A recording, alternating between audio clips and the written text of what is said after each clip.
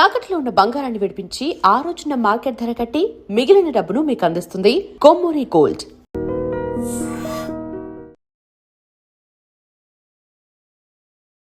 నమస్తే, నేను Kavitha. Welcome to I Dream News and నిజాలు.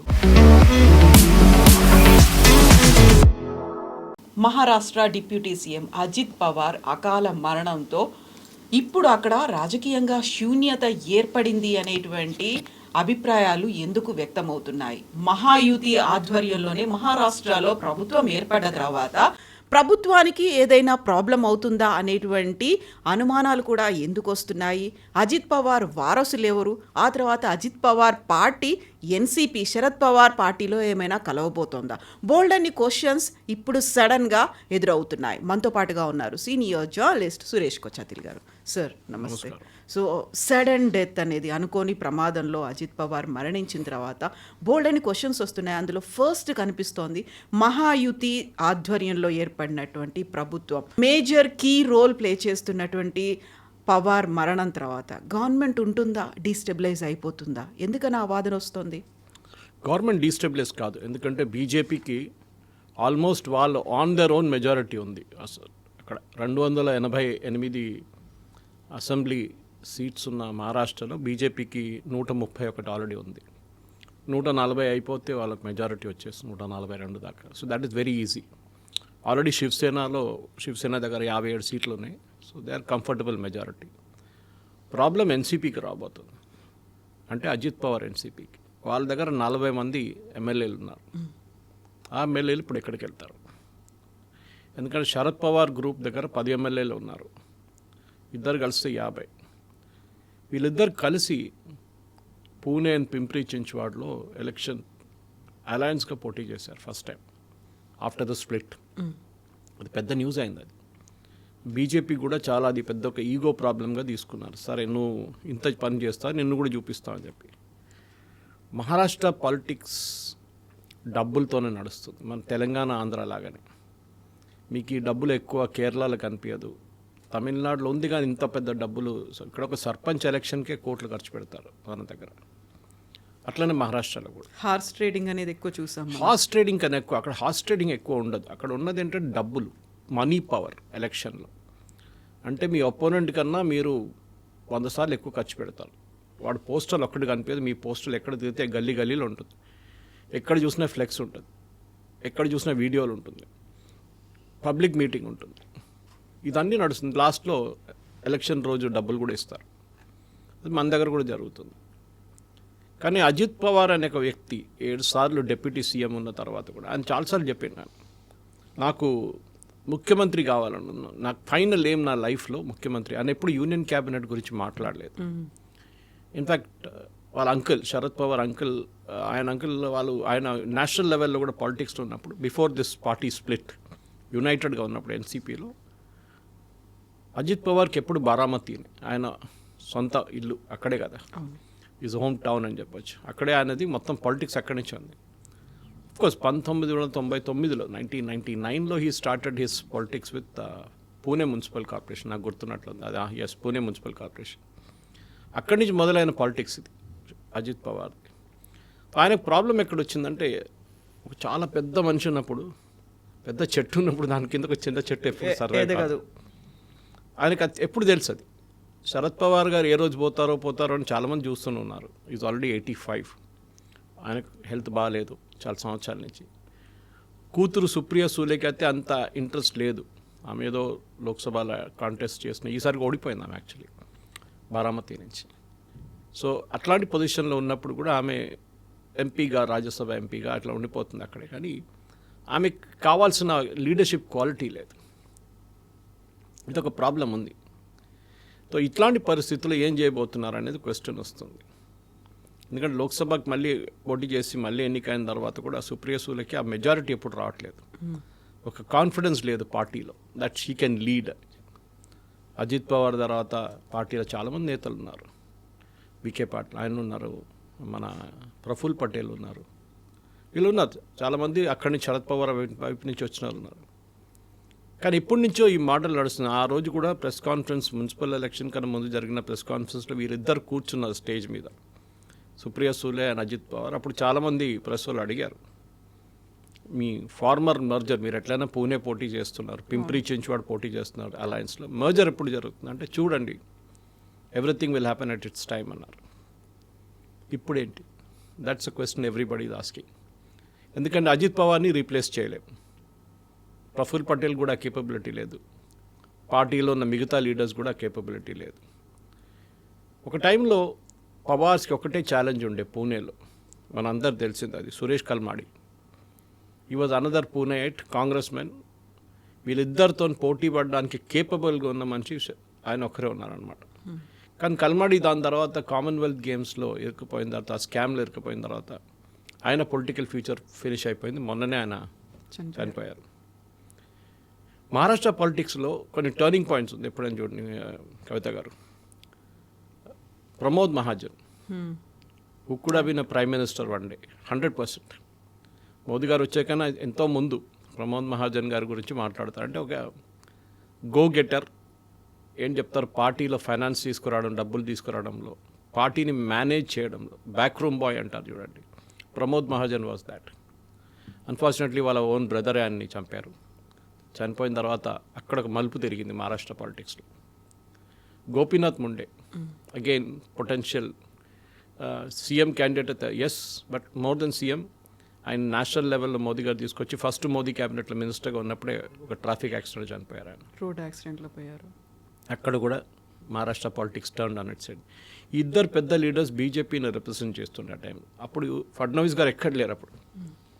ఇప్పుడు చూడండి, ఐ మీన్ లైఫ్లో కొన్ని మూమెంట్స్ వస్తుంది అట్లాంటివి, అన్ఎక్స్పెక్టెడ్గా ఎవరిదో మరణంకి మీకు బెనిఫిట్ వస్తుంది. అట్లనే ఫడ్నవీస్ గారు came from absolute nobody, from a fashion model నుంచి ఆయన ఒక పొలిటికల్ లీడర్గా మారారు. అఫ్కోర్స్ వాళ్ళ father was big time RSS ప్రచారకు ఉండే, ఆయన పొలిటిక్స్లో ఉండే టాలెంట్. కానీ ఇప్పుడు ఏం జరగబోతుందని అందరు అడిగే ప్రశ్న. ఎందుకంటే ఎన్సీపీ అనే ఒక పార్టీ కాంగ్రెస్ నుంచి బయటకు వచ్చిన party. Sonia Gandhi is Italian అని చెప్పి, నేను ఇటాలియన్ వాళ్ళ పార్టీలో ఉండనని చెప్పి బయటకు వచ్చిన మనిషి Sharad Pawar. That is why set up NCP. అదే ప్రాబ్లం మమతా బెనర్జీ కూడా ఉండే. అఫ్కోర్స్ ఆమె పాలిటిక్స్ సపరేట్ ఉండే. అక్కడ కాంగ్రెస్ వెస్ట్ బెంగాల్లో ఆమె అకార్డింగ్ టు హర్ పనికిరాని వాళ్ళు ఉన్నారు అక్కడ కాంగ్రెస్లో, ఎవడు పనిచేయడు, యూజ్లెస్ ఫెలో, సిపిఎంని ట్యాకిల్ చేయలేరు, నేనే పార్టీ పెట్టుకుంటా అని చెప్పి ఆమె కాంగ్రెస్ నుంచి స్ప్లిట్ అయ్యి వచ్చి తృణమూల్ కాంగ్రెస్ పెట్టుకుంది. ఇక్కడేమో నేషనలిస్ట్ కాంగ్రెస్ పార్టీ పెట్టుకున్నారు. కానీ మహారాష్ట్ర పాలిటిక్స్లో చూస్తే శరద్ పవార్ గారి ఇన్ఫ్లుయెన్స్ ఒక 2010 దాకా చాలా మటుకు ఉండే, 2014 కూడా చెప్పొచ్చు, మోదీ గారు వచ్చేదాకా. మోదీ గారు వచ్చారు, దాని తర్వాత దానికన్నా ముందు Pramod Mahajan death and then Gopinath Munde చనిపోయిన తర్వాత మహారాష్ట్ర పాలిటిక్స్లో కొన్ని రోజులు శరద్ పవార్ ఇన్ఫ్లుయెన్స్ ఉండే. బట్ ఆయన నేషనల్ లెవెల్లో బిజీ అయిపోయారు, అక్కడున్న మినిస్టర్షిప్, అక్కడున్న ప్రాబ్లం. ఇక్కడేమో లోకల్ లెవెల్లో అజిత్ పవార్ గారు చూసుకున్నారు మొత్తం పార్టీని అంతా. ఆయనకు అందరు అంటారు ఆయనది ఫస్ట్ కేపబిలిటీ ఏంటంటే, అది మోస్ట్ పొలిటికల్ లీడర్స్కి ఉందనుకోండి. మీరు ఎవరైనా పొలిటికల్ లీడర్ ఇంటికి వెళ్తే ఒక 200 మంది బయట కనిపిస్తారు. అండ్ ఆఫన్ మీరు చూస్తారు వాళ్ళు పేరు పిలిచి మాట్లాడతారు. ఆ కనెక్ట్ ఉంటుంది చాలామందికి. అది even he had it. Even బారామతికి వెళ్ళినా కానీ, ఇప్పుడు కూడా ఈ నిన్న ఎయిర్ క్రాష్ జరిగిన దానికి ఒక పబ్లిక్ మీటింగ్కి వెళ్తున్నారు ఆయన. 3-4 మీటింగ్ మన ఇక్కడ జిల్లా పరిషత్ ఎలక్షన్స్ రాబోతుంది, దానికోసం వెళ్ళారన్నమాట. క్యాండిడేట్ సెలెక్షన్ కూడా చేసుకున్నారంట, ఇంకా ఎలక్షన్ అనౌన్స్ చేయలేదు ఇంకా. అంతా ప్రిపరేషన్లు ఉన్నారు ఆయన. బహుశా బీజేపీ నుంచి బయటకు వచ్చేస్తారని అనుకున్న చాలామంది ఉన్నారు, ఉండొచ్చు. ఎందుకంటే మీకు గుర్తుంటుంది కవితగా, దీనికన్నా ముందు ఒక 1996లో స్ప్లిట్ అయింది ఈ పార్టీ యాక్చువల్లీ, అప్పుడు ఆ టైంలో కాంగ్రెస్ నుంచి. కానీ అది దానికన్నా ముందున్న దాన్ని చూస్తే కూడా వీలో నడిమిట్లో ఒక difference of opinion, Sharad Pawar and Praful Patel and Ajit Pawar. అంటే అగ్రెసివ్ గారు మీరు బీజేపీ వైపు వెళ్ళాలని చెప్పి ప్రఫుల్ పటేల్ అండ్ అజిత్ పవార్ ఎప్పటి నుంచో శరద్ పవార్కి చెప్తున్నారు. మనం చూసాం అప్పుడు ఒక రాత్రి 1 గంటకు స్వేరింగ్ ఇన్ సెరమనీ జరిగింది ఒకటి. ఆ టైంలో అందరు అనుకున్నారు ఏంటంటే, అప్పుడు శరద్ పవార్ గారు ఏం చెప్పారంటే, నేను మీ వైపు వచ్చేస్తాను అని చెప్పి హీ అగ్రీ టు ఇట్. అంటే బీజేపీ వైపు నేను వచ్చేస్తాను, అలయన్స్లో వెళ్దామని చెప్పి ప్రఫుల్ పటేల్ని అజిత్ పవార్ గారిని పంపించి ఆ రోజు రాత్రి ప్రమాణ స్వీకారం చేయించిన దేవేంద్ర ఫడ్నవీస్ ముఖ్యమంత్రిగా. అప్పుడు షిండే లేరు ఎక్వేషన్లో. Shiv Sena was united Shiv Sena. కానీ ఆ పార్టీ మనకు తెలిసింది, ఆ గవర్నమెంట్ పడిపోయింది అప్పుడే, కొన్ని రోజుల్లో పడిపోయింది. ఎందుకంటే శరద్ పవార్ గారు సడన్లీ డెవలప్డ్ కోల్డ్ ఫీట్ అంటాం ఇంగ్లీష్లో, అంటే నేను సడన్గా వద్దు ఆ డిసిషన్ ఆయన రిటర్న్ తీసుకున్నారనమాట. ఎప్పుడు అజిత్ పవార్ గారికి ఒకటే ఏముండే లైఫ్లో, నేను ఒక్కరోజు మహారాష్ట్ర ముఖ్యమంత్రి కుర్చీలో కూర్చోనుండే. అది I think with his death అది కూడా పోయిందన్నమాట. కొంతమందికి ఉంటుంది, అది ఏం చేయలేం. కానీ ఇట్లాంటి చాలా మటుకు మనం చూసాం. ఎప్పుడైనా ఇట్లాంటి న్యాచురల్ యాక్సిడెంట్స్ కాకుండా, న్యాచురల్ ఇన్సిడెంట్స్ కాకుండా ఇట్లాంటి యాక్సిడెంట్స్ జరిగినప్పుడు ఆ స్టేట్ది హిస్టరీ మారిపోతుంది. రాజశేఖర్ రెడ్డి గారు చనిపోయినప్పుడు ఎవరు అనుకోలేదు, అప్పుడు దాకా he was all powerful. Rajasekhar Reddy గారు ఉంటుండే మన తెలంగాణ రాకపోతుండే, అబ్సల్యూట్లీ ఇంపాసిబుల్. అండ్ అంత టఫ్ యాటిట్యూడ్ మెయింటైన్ చేయ, ఈవెన్ సోనియా గాంధీని కౌంటర్ చేస్తుండే ఆయన. అట్లాంటి దాంట్లో మనం చూసి చాలా మటుకు ముఖ్యమంత్రులు, but even tall political leader Madhavarao Scindia, Rajesh pilot, ఇట్లాంటి వాళ్ళు చాలామంది దే జస్ట్ పాస్డ్ అవే. ఎందుకంటే మహారాష్ట్ర పాలిటిక్స్లో till about 2000 Chhagan Bhujbal was number 2 in the politics అక్కడ. అప్పుడు అజిత్ పవార్ గారికి రోల్ లేదు. శరద్ పవార్ తర్వాత ఛగన్ భుజ్బల్ ఉండే. కానీ అజిత్ పవార్ గారు తర్వాత వచ్చిన తర్వాత, ఛగన్ భుజ్బల్ రిట్రీట్ అయిపోయిన తర్వాత అజిత్ పవార్ రాగానే ఆయన మీద ఉన్న స్కాండల్స్ మొదలైంది. మనందరూ తెలిసింది ఆదర్శ్ హౌసింగ్ స్కామ్ ఒకటి. దాని తర్వాత మొన్న జరిగిన 2-3 పెద్ద కుంభకోణంలో ఆయన పేరు వచ్చింది. ఇరిగేషన్ స్కామ్లో 72,000 కోట్లు స్కామ్ అని చెప్పేసి ఆ కేసు ఇంకా నడుస్తుంది. వాళ్ళ కొడుకు ఒక ల్యాండ్ కన్వర్జన్లో ఇరుక్కుపోయి ఆ కేసు కూడా ఇప్పుడు ఉంది. ఇదన్నీ ఉన్నప్పుడు కూడా ఆయన ఒక గోగెటర్. ఇవాళ ఓడిపోతే కొంతమంది నన్ను ఏడుచుకుంటే కూర్చుంటారు కొన్ని రోజులకి. ఆయన నెక్స్ట్ డే మొదలు పెట్టానంట, చలో బారామతి వెళ్దాం, మనం జిల్లా పరిషత్ ఎలక్షన్ చూసుకుందాం ఈసారి. అండ్ జిల్లా పరిషత్లు కూడా it was not in alliance with BJP, సపరేట్గా. దానికోసం చాలా మటుకు కాన్స్పిరసీ థియరీస్ నడుస్తున్నాయి. మమతా బెనర్జీ ఒకటి అంటుంది, వాళ్ళ సర్వైవింగ్ ఫ్యామిలీలో ఎవరో చనిపోయిన 5గురిలో ఎవరో ఒక ఫ్యామిలీ వాళ్ళు, I don't remember who it was, వాళ్ళు రిక్వెస్ట్ చేశారంటే ఎంక్వైరీ కావాలని చెప్పి. ఫ్లైట్ అటెండెంట్ వాళ్ళ ఫ్యామిలీ. సో అజిత్ పవార్ మహాయుతి నుంచి బయటికి రావాలి అనుకుంటున్నటువంటి టైంలోనే ఇలా ఎందుకు జరిగింది? అది నేను ఇంకో టెలివిజన్ ఛానల్ ఇంటర్వ్యూలో నేను చెప్పాను నేను దీని గురించి. అదేం జరిగిందంటే, మహారాష్ట్రలో ఈ మున్సిపల్ ఎలక్షన్ వచ్చిన తర్వాత షిండే ఈ మహారాష్ట్ర బృహన్ ముంబైలో మేయర్ కావాలని చెప్పి వాళ్ళ పార్టీ వైపు నుంచి చాలా మటుకు ట్రై చేస్తున్నారు. తానేలో ఉన్న ఒక టాల్ బీజేపీ లీడర్, ఆయన పేరు నాకు గుర్తు రావట్లేదు, ఈయన ఒపోనెంట్ ఆయన. సో ఆయన ఒక మాట అన్నారు, షిండే నువ్వు ఎక్కువ మాట్లాడకు, ఒకరోజు నిన్ను నామో నిషాన్ లేకుండా మాయం చేసేస్తాను, నీ పార్టీని నిన్ను నామో నిషాన్ లేకుండా మాయం చేస్తున్నారు. ఇప్పుడు అందరూ ఏమంటారు, చెప్పింది ఒకటి జరిగింది ఒకటని. ఆయన చెప్పిందేమో షిండే గురించి, కానీ ఇక్కడ నుంచి మాయమైపోయింది అజిత్ పవార్ గారు. కానీ it's an accident, it's nothing conspiracy, దాంట్లో ఏం లేదు. అన్ని యాక్సిడెంట్స్లో కాన్స్పిరసీ అని చెప్తారు. ఈవెన్ రాజేష్ పైలట్ యాక్సిడెంట్ కూడా అంతే, సంజయ్ గాంధీ గారు చనిపోయినప్పుడు అంతేగా జరిగింది. మాధవరావు సింధియా కూడా ఆల్ కాన్స్పిరసీ థియరీస్ ఉంటుంది. They were all ఒపోజ్ to Sonia Gandhi. దానికోసం వాళ్ళని తీసేశారని చెప్పేసి సీన్ నుంచి. సంజయ్ గాంధీ చనిపోయినప్పుడు కూడా చాలా అలిగేషన్స్ ఉన్నాయి. ఇందిరాగాంధీ ఎందుకు వెళ్ళారు ఎయిర్పోర్ట్కి, పాలెం టెక్నికల్ ఏరియాకి వెళ్ళి సంజయ్ గాంధీ పాకెట్లో ఒక చావి ఉండే, ఆ కీ నాకు కావాలని చెప్పి అడిగారంట. అది ఎందుకు అని అడిగారు చాలామంది. కానీ మహారాష్ట్ర పాలిటిక్స్ తిరిగి వస్తే మనం ఇప్పుడున్న దాని ప్రకారం, ఇప్పుడు నా అంచనా ప్రకారం I think merger will happen. ఎందుకంటే ఆన్ దేర్ ఓన్ వాళ్ళు పోటీ చేయలేరు. పాసిబ్లీ కొంతమంది 20 నుంచి 22 మంది ఎమ్మెల్యేలు కాంగ్రెస్ వైపు వెళ్ళరు. అంటే శరద్ పవార్ వైపు వెళ్తే కాంగ్రెస్ తను మర్జ్ చేయాల్సి వస్తుంది. శరద్ పవారే వాళ్ళ పార్టీనే ఒక థాట్ ప్రాసెస్లో ఉన్నారంటే తిరిగి కాంగ్రెస్కి వెళ్దామా, ఒక గర్వాప్సీ లాగా చేద్దామా అని చెప్పి. కానీ దీంట్లో ఉన్న చాలామంది ప్రఫుల్ పటేల్తో బయటకు వచ్చిన వాళ్ళు, అజిత్ పవార్తో బయటకు వచ్చిన వాళ్ళు రిటర్న్ కాంగ్రెస్ వైపు వెళ్ళరు. వాళ్ళు బహుశా ఐదర్ ఇండిపెండెంట్గా ఉండిపోతారు, అంటే ఇంకో పార్టీ పెట్టుకుంటారు. లేకుంటే ఎందుకంటే they still hold official party, case నడుస్తుంది ఇంకా సుప్రీంకోర్టులో ఎవరు ఒఫీషియల్ ఎన్సీపీ అని చెప్పి. అది బహుశా వాళ్ళు స్ప్లిట్ అయిపోతారు. 20 మంది, 20 నుంచి 22 మంది, 25 మంది బీజేపీ గవర్నమెంట్ సపోర్ట్ చేస్తారు. సపోర్ట్ అక్కర్లేదు, నేను చెప్పాను చూడండి, దే కెన్ స్టిల్ మేనేజ్ అన్నమాట. ఇట్లాంటి పరిస్థితి ఈ ప్యూర్ పాలిటిక్స్ మహారాష్ట్రలో నడుస్తున్నప్పుడు చాలా మటుకు ఎస్ హూ నెక్స్ట్ అనే ఒక క్వశ్చన్ వస్తుంది. అదే పార్టీలో పక్కన సుప్రియ సులేని పక్కన పెట్టండి, ఎన్సీపీని పక్కన పెట్టండి, Sharad Pawar group with in వీళ్ళ పార్టీలు ఎవరు లేరు ఇప్పుడు.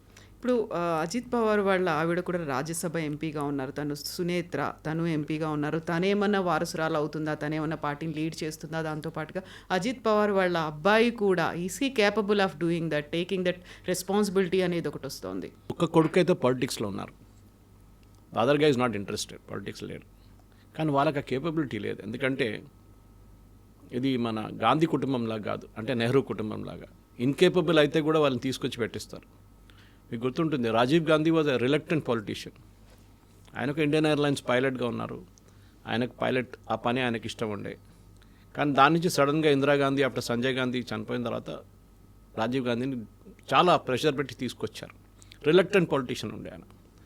ఒకసారి ఆనెస్ట్గా మాట్లాడుతుండే, నేను 100 రూపాయలు పంపిస్తే 15 రూపాయలు వస్తుంది స్టేట్కి అని చెప్పి అట్లాంటి ఆనెస్ట్ స్టేట్మెంట్స్ చెప్తున్నాయి. అండ్ ఆయన కూడా అన్నారు, చాలాసార్లు అన్నారు ఆయన, ఐఎమ్ రిలక్టెంట్ పొలిటీషియన్. ఇది కూడా అంతే సంగతి ఆగిపోతుంది ఇట్లా చేస్తే.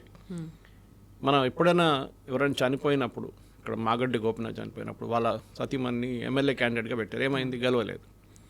రేపు ఆ సింపతి వేవ్ ఒక నెల 2 నెలలు ఉండొచ్చు, దాని తర్వాత డిసపేట్ అయిపోతుంది, ఉండదు ఎక్కువ రోజు. మనం చూస్తున్న లీడర్షిప్ మెటీరియల్. ఎందుకో ఒక మనిషి 6 నుంచి 7 సార్లు డిప్యూటీ చీఫ్ మినిస్టర్ ఉండడం అంటే తమాషా కాదు. Long time serving deputy CM. Yes. So అట్లాంటి ఒక బారామతి లాంటి ఏరియాని కంట్రోల్ చేయడం, అది చాలా మటుకు కేపబిలిటీ. కానీ ఆయనకు I think physically and mentally ఆయనకు చాలా పెద్ద లాస్ జరిగింది పూణే అండ్ పింప్రి చించ్వాడ ఎలక్షన్లో, ఇప్పుడు జరిగిన మున్సిపల్ ఎలక్షన్లో. అది వాళ్ళ ఏరియా, అది ఇంకెవరు గెలవలేరు అక్కడ. అండ్ బీజేపీ ఏం చేశారో తెలియదు, కానీ డబ్బులు అయితే పెట్టారు విపరీతంగా, దాంట్లో డౌట్ లేదు. BJP out spent everybody. కానీ ఫడ్నవీస్కి ఒక ఛాలెంజ్గా ఉండే, నేను వీళ్ళని వన్స్ అండ్ ఫర్ ఆల్ మాయం చేసేసేయాలని చెప్పేసి పింప్రి చించ్వాడలో కొడితే డెఫినెట్గా దాని ఇంపాక్ట్ బారామతి మీద ఉంటుందని తెలిసిపోయింది వీళ్ళకి. అదే జరిగింది. అండ్ పూణేలో బీజేపీ శివసేన అలయన్స్ లేకుండానే, అంటే షిండే అలయన్స్ లేకుండా వాళ్ళు ఆన్ దర్ ఓన్ మెజారిటీలో వచ్చేసారు. పింప్రి చించ్వాడ కూడా అంతే. పింప్రి చించ్వాడ లైక్ మన జీడిమెట్ల పటాన్ చెరువు ఇండస్ట్రియల్ ఎస్టేట్ లాగా, it is out of Pune industrial area. అది టాటా మోటార్స్ కానీ బజాజ్ కానీ వీళ్ళందరూ అక్కడ ఉంటారు, మ్యానుఫ్యాక్చరింగ్ యూనిట్స్. అది ఎట్లా చేశారని ఇవాళ కూడా ఒక పొలిటికల్ అనలిస్ట్గా నాకు కూడా అర్థం కావట్లేదు. It's absolutely impossible. అది ఏ స్ట్రాటజీ యూజ్ చేశారో ఫడ్నవీస్ గారు మెచ్చుకోవాలి. ఈవెన్ బెటర్ దెన్ మిర్హన్ ముంబై కెన్ స్టిల్ అండర్స్టాండ్. కానీ పూణే అండ్ పింప్రి చించ్వాడతోని ఎన్సీపీ అజిత్ పవార్కి I think it is a death blow అని చెప్తారు ఇంగ్లీష్లో. అది ఒక చావు దెబ్బ అది. దాంతోనే ఆయన కంప్లీట్గా బారామతి వైపు మళ్ళీ వెళ్ళిపోయాడు ఈ ఎలక్షన్లో. సరే, జిల్లా పరిషత్ ఎలక్షన్లో మనం చూపిద్దాం అక్కడ మన ఇన్ఫ్లుయెన్స్ ఏముంటుందని అక్కడికి వెళ్ళి నిన్న యాక్సిడెంట్ జరిగింది. సో బారామతి అనేది తనకి ఏదైతే రాజకీయంగా స్టార్టింగ్ పాయింట్ ఉందో అదే డెత్ పాయింట్, ఎండ్ పాయింట్ కూడా అయింది. బారామతితో ఆయనకి బోల్డంత ఎమోషనల్ కనెక్ట్ ఉంది, ఆ ప్రాంతం తనది అని అలా డెవలప్మెంట్ కూడా చేశారు. బట్ దీన్ని కోఇన్సిడెంట్ అంటారా, లేకుంటే ఒక ఫేట్ అలా నిర్ణయించింది అదే ప్లేస్లో ఆయన చనిపోవడం అనేది? అది కూడా ఎలక్షన్స్ కోసం వెళ్ళాడు, మళ్ళీ తన ప్రతినిధి గెలిపించుకోవాలి అనుకున్నాడు. సో ఆల్మోస్ట్ ఒక 30 years అసోసియేషన్ బాండింగ్ అనేది ఆ బారామతితో ఉంది ఆయనకి. ఫ్యామిలీకి ఉంది మొత్తం. ఇన్ఫాక్ట్ పవార్ ఫ్యామిలీ అక్కడ, వాళ్ళదే అది ఏరియా, వాళ్ళకి ఎవరు గెలవలేరు అక్కడి నుంచి. Either it Supriya Sule or his wife, Ajit Pawar's wife, వీళ్ళిద్దరే గెలుస్తారు అక్కడ. కానీ శరద్ పవార్ గారి ఇన్ఫ్లుయెన్స్, ఎందుకంటే ఇప్పుడు ఆయన 85, రేపు ఐఎమ్ నాట్ సెయింగ్ ఈ షుడ్ పాస్ అవే, బట్ ఆయన పోతే కూడా ఇప్పుడు కూడా ఆయన యాక్టివ్ లేరు. హెల్త్ ఏం జరుగుతుంది మహారాష్ట్రలో? Politics will become a 2-party politics. ఒకవైపు బీజేపీ, శివసేన, షిండే గ్రూప్, అటువైపు ఉద్ధవ్ థాకరే, కాంగ్రెస్. ఎన్సీపీ అనే ఒక పార్టీ బహుశా శరద్ పవార్ తర్వాత ఇంకా ఉండదు. స్ప్లిట్ అయిపోతారు డెఫినెట్గా, లేకపోతే మర్జ్ అయిపోతారు, లేకుంటే ఎమ్మెల్యేలు అందరూ మారిపోతారు. ఎందుకంటే మనం చూసాం 2019లో ఆ పొద్దున 6 గంటలకు చేసిన స్వేరింగ్ ఇన్ సెరమనీ, 6 గంటలకు ముందే అనుకుంటాను ఎగ్జాక్ట్లీ, అవును. ఆ స్వేరింగ్ ఇన్ సెరమనీలో ఆల్మోస్ట్ 5 o'clock అలా జరిగిన ఆ స్వేరింగ్ ఇన్ సెరమనీలోనే ఆ రోజు శరద్ పవార్ గారు అజిత్ పవార్ గారితో నిలబడి ఉంటే బహుశా ఆయన షిండే బదులు ఆయన ముఖ్యమంత్రి అవుతుండే. That is before this. Fadnavis గారు ముఖ్యమంత్రి లాస్ట్ క్యాబినెట్లో, he would become the chief minister. కానీ అది జరగలేదు. ఐ థింక్ దాట్ అగైన్ ఆయనకి ఈ పార్టీ స్ప్లిట్ కావడానికి మెయిన్ కారణం అది. అంటే నా సొంత అంకులే నన్ను బ్యాక్ చేయలేదు, నన్ను ముందుకు పంపించి నువ్వు వెళ్ళరా స్వేరింగ్ ఇన్ చేసుకో డిప్యూటీ సీఎంగా, పొద్దున 5 గంటలకు 3 గంటలకు 4 గంటలకు పంపించిన తర్వాత నేను వెంటనే ఉంటాను భయపడకని చెప్పి తిరిగి చూస్తే మనిషి లేడు. శరద్ పవార్ గాయబైపోయేటప్పుడు అది I think it is a big betrayal for him. దాని తర్వాత ఆయన శరద్ పవార్ని ఎప్పుడు ట్రస్ట్ చేయలేదు. లాస్ట్ ఇప్పుడు ఈ ఎలక్షన్లోనే మున్సిపల్ ఎలక్షన్లో కొంచెం దగ్గరకు వచ్చారు వాళ్ళిద్దరు. అంటే ఒక సింపతి ఫ్యాక్టర్ లాగా. ఆయన ఇంకా పాప ఎన్ని రోజులు ఉంటాడో తెలియదు, మన ఇద్దరు కలిసి పోటీ చేద్దామని చెప్పేసి. ఎందుకంటే నేను చెప్పాను చూడండి కవిత గారు, మహారాష్ట్రలో బీజేపీ లాస్ట్ 15 సంవత్సరాల్లో వాళ్ళు ఎట్లా పైకి వచ్చారు చూడండి. ఒక పార్టీ ముంబైలో అసలు సీట్లు గెలవలేని పార్టీ, అక్కడ కాంగ్రెస్ గెలుస్తుండే, లేకుంటే శివసేన గెలుస్తుండే. అట్లాంటి పరిస్థితుల్లో కూడా ఇప్పుడు బీజేపీ అక్కడ బిర్హన్ ముంబైలో మెజారిటీ అని లేదు కానీ బిగ్గెస్ట్ సింగిల్ లార్జెస్ట్ పార్టీగా వచ్చారు, పైకి వచ్చారు. ట్రిపుల్ ఇంజన్ సర్కార్ అని సెలబ్రేట్ కూడా చేసుకున్నారు.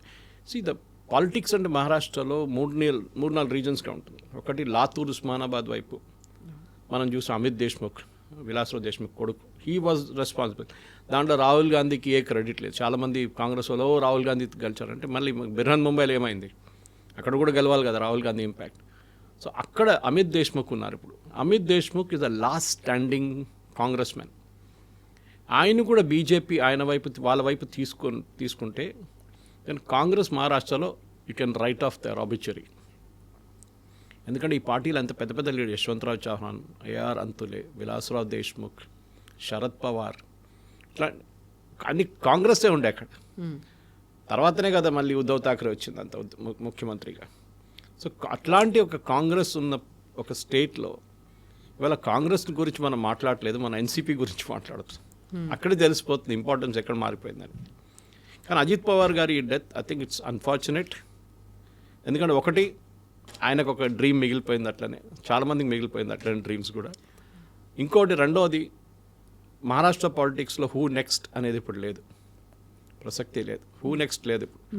ఉద్ధవ్ ఠాక్రే రాలేరు ఇప్పుడు, ఆ మెజారిటీ ఆయనకి రాదు. ఇటువైపు షిండే కూడా అంతే సంగతి. ఆయన థానే, ముంబై ఈ ఏరియాలోనే ఆయన ఇన్ఫ్లుయెన్స్ ఉంది. కొంకన్ వైపు మనకు తెలిసిందే రానే ఫ్యామిలీ, అది కూడా బీజేపీ వాళ్ళ వైపు తెచ్చుకున్నారు. ఛగన్ భుజ్బల్ ఆయన ఇప్పుడు అంత ఇన్ఫ్లుయెన్స్ లేదు పాలిటిక్స్లో. ఉన్నారు అంటే ఉన్నారు, లేకుంటే ఆయనది కూడా లేదు, ప్రసక్తి లేదు. Chhagan Bhujbal is out. ఇట్లాంటి పరిస్థితుల్లో I think Devendra Fadnavis now becomes an all out dictator అని వర్డ్ యూజ్ చేయలేము, కానీ మహారాష్ట్ర పాలిటిక్స్లో పాసిబ్లీ శరద్ పవార్ తర్వాత ద మోస్ట్ పవర్ఫుల్ లీడర్గా పైకి వచ్చేది ఇప్పుడు Devendra Fadnavis. And is very young. ఎందుకంటే ఇంత యంగ్ ఏజ్లో మీరు ముఖ్యమంత్రి అయితే దెన్ డెఫినెట్గా ఆఫ్టర్ మోదీ హూ అని చాలామంది అడిగారు. ఎగ్జాక్ట్లీ మీరు చెప్పారు గతంలో చెప్పాను. 10-15 సంవత్సరాల తర్వాత మోదీ గారు, అమిత్ షా గారు వీళ్ళందరూ అయిపోయిన తర్వాత నెక్స్ట్ పాసిబ్లీ లైన్ ఆఫ్ లీడర్స్లో మహారాష్ట్ర నుంచి it will be Devendra Fadnavis. కానీ ఈ నేను చెప్పాను చూడండి, ప్రమోద్ మహాజన్, గోపీనాథ్ ముండే, ఇప్పుడు అజిత్ పవార్, ఈ 3 టర్నింగ్ పాయింట్స్ మహారాష్ట్ర పాలిటిక్స్లో. అప్పుడప్పుడు చూడండి అన్ని అది జరిగిన తర్వాత ఇమీడియట్లీ పాలిటిక్స్ మారిపోయింది, షిఫ్ట్ అయిపోతుంది. ఇది కూడా ఆ మూమెంటే జరిగింది. సో సడన్గా జరిగినటువంటి ఒక ఇన్సిడెంట్, ఒక యాక్సిడెంట్తో 3 అలాగే చనిపోయారు. బట్ ఇప్పుడు అజిత్ పవార్ చనిపోయిన తర్వాత చాలా వరకు ఆయనకు ఒక తీరని కళ సీఎం అవ్వాలి అనేది, అదే తన అభిమానుల్లో కూడా ఉంది. దాదా అని పిలుచుకుంటారు, మా దాదా కుడ్ నాట్ బికమ్ సీఎం అనేటువంటి ఒక ఆవేదన కూడా వాళ్ళలో కనిపిస్తుంది. సో ఆయన కళ మాత్రమే కాదు, వీళ్ళ ఆకాంక్ష, వీళ్ళ కళ కూడా అదే, అది ఎప్పటికీ అలాగే బరీ అయిపోయింది. ఇంకా 1999లో పూణే మున్సిపల్ కార్పొరేషన్ నుంచి మొదలైన ఎలక్షన్ గెలిచిన తర్వాత డిప్యూటీ సీఎంగా ఉన్నప్పుడు, ఇప్పుడు ఉన్న క్యాబినెట్లో డిప్యూటీ సీఎంగా ఉన్నారు. కంటిన్యూస్గా ఆయన పాలిటిక్స్ ఎప్పుడు ఒక అసెండెన్సీలో ఉండే, పైకి వెళ్తున్నాను. ఆయన కిందకి ఎప్పుడు ఓడిపోయింది లేదు. సో అట్లాంటి ఒక మనిషిని సడన్గా ఇక్కడ దాకా తీసుకెళ్ళి మిమ్మల్ని డ్రాప్ హిమ్ డౌన్ అంటే ఫేట్ అంటారు, దాన్ని ఇంకేం చెప్పలేం. Sanjay Gandhi was all powerful. Indira Gandhi తర్వాత హూ అని క్వశ్చనే లేకుండే ఆ టైం. ఒక ఏ క్లాస్లో మారిపోయింది మొత్తం, వితిన్ మినిట్స్ గాన్, ఫినిష్డ్. అట్లాంటి ఇన్సిడెంట్స్ చాలా ఉన్నాయి వరల్డ్ హిస్టరీలో కూడా. మీరు చూడండి, లేదని జరగవచ్చు అట్లాంటిది. జాన్ ఎఫ్ కెనడీ అసాసినేషన్ ఉండొచ్చు, ఇటువైపు మహాత్మా గాంధీ అసాసినేషన్ ఉండొచ్చు. అన్ని హిస్టారికల్ టర్నింగ్ పాయింట్స్ ఉంటుంది ఒక్కొక్కటి. అదే బహుశా ఇప్పుడు కూడా అదే జరిగింది. లాల్ బహదూర్ శాస్త్రి గారు టాష్కెంట్లో చనిపోయినప్పుడు. ఎందుకంటే పాలిటిక్స్లో ఇట్ ఈస్ నాట్ లైక్ బిజినెస్లో ఒక కంటిన్యూటీ ప్లాన్ ఉంటుంది, సక్సెషన్ ప్లాన్ ఉంటుంది. మీ తర్వాత ఎవరైనా నెక్స్ట్ మీరు సెలెక్ట్ చేసుకుంటారు ముందే. అది లేదు ఇప్పుడు. అజిత్ పవార్ కూడా సెలెక్ట్ చేయలేకపోయారు. వాళ్ళ కొడుకుని ఇప్పుడే ముందుకు తీసుకొస్తే పార్టీలో చాలామంది ఆబ్జెక్ట్ చేస్తారు, ఆయనకు తెలుసు ఆ కేపబిలిటీ లేదు వాళ్ళ కొడుకులో. సుప్రియా సులేని తీసుకొస్తే ప్రాబ్లం ఏంటి, అజిత్ పవార్ కూడా ఉండలేరు అని చెప్పి అదొకటి వచ్చింది. కానీ Supriya Sule is not a leadership material. కొంతమంది మీరు ఎంపీగా ఉండొచ్చు, మీరు ఒక మినిస్టర్గా ఉండొచ్చు, కానీ లీడర్షిప్ అనేది it's a different cup of tea. Exactly. చాలా వరకు రీజనల్ పార్టీస్ అన్నీ కూడా ఫ్యామిలీ పార్టీస్, కుటుంబ పార్టీలు అనుకున్నప్పటికీ ఒక పెద్ద పోయాడు అంటే ఇమ్మీడియట్గా సక్సెసర్ అనేది లేకపోవడం అనేది యూజువల్గా చెప్పేదే అది. అదే డిఫరెన్స్ నేషనల్ పార్టీలకి రీజనల్ పార్టీలకి. నేషనల్ పార్టీల్లో అంటే చాలామంది లీడర్లు ఉంటారు, రీజనల్ పార్టీ అంటే కుటుంబ సభ్యులే మళ్ళీ లీడ్ చేస్తూ ఉంటారు అనుకున్నప్పుడు ఇక్కడ మళ్ళీ వెతుక్కునే పరిస్థితి లేదు. అంటే మెర్జ్ చేయాలి, లేకుంటే పార్టీయే మాయమైపోతుంది అనేది. ఎవరు లేరు. Sharad Pawar age factor, Supriya Sule leadership material లేదు, ప్రఫుల్ పటేల్ ఆయనకు మాస్ ఫాలోయింగ్ లేదు, ఇండివిజువల్గా ఈజ్ అ లీడర్. కానీ హూ నెక్స్ట్ అనేది పార్టీలో ఇప్పుడు ప్రాస్పెక్ట్స్ లేదు. బహుశా పార్టీ స్ప్లిట్ అవుతారు, లేకుంటే మర్జ్ అవుతారు. అది ఇప్పుడు ఇమ్మీడియట్ కాదు, బహుశా ఒక 5-6 నెలల తర్వాత దే విల్ బి సంథింగ్, ఏదో ఒకటి జరుగుతుంది. ఇది most probably complete party merge అయి బీజేపీ వైపు వచ్చేస్తారు, లేకుంటే పార్టీ స్ప్లిట్ అయి శరత్ చంద్ర పవార్ పార్టీ అంటే శరద్ పవార్ వాళ్ళ పార్టీ కాంగ్రెస్ వైపు వెళ్ళిపోతుంది. ప్రఫుల్ పటేల్ అండ్ మిగతా వాళ్ళందరూ కలిసి బీజేపీ వైపు వచ్చేస్తారు ఎన్సీపీలో. అది జరగబోతుంది నా అంచనా. అది maybe wheel meet after 5-6 months తర్వాత దీన్ని మళ్ళీ అనలైజ్ చేసినప్పుడు బహుశా ఇది మనం కరెక్ట్ చెప్పామో తప్పైందని చూసుకుందాం.